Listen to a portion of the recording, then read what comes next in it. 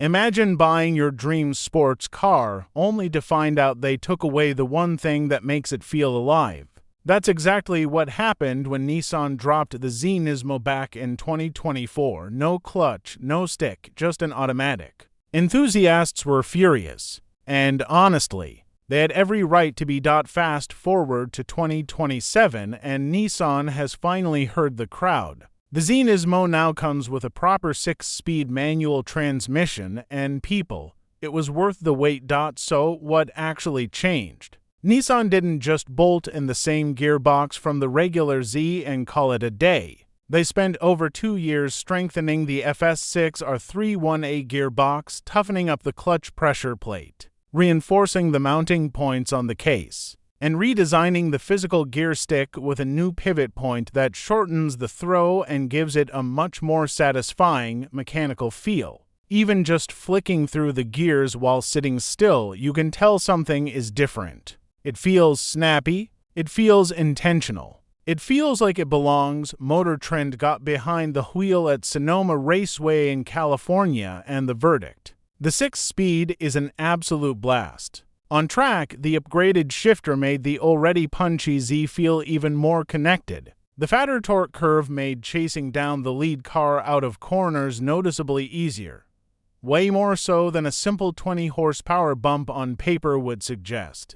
The rev matching feature also helps keep things smooth without stealing the fun, especially helpful when you're trying to nail those 4-2-3 downshifts under pressure. But the manual isn't the only upgrade here. The brakes got a serious glow-up too. Nissan borrowed GTR-style Tapiz composite rotors, forged aluminum hub with a steel friction ring, and paired them with carryover Akebono 4-piston calipers and high-performance pads. The result: consistent, confident stopping power that didn't fade even after multiple hard sessions over to full days of press driving. The standard performance model's brakes: they were already getting spongy and making noise by the end of the day. The NISMO barely broke a sweat.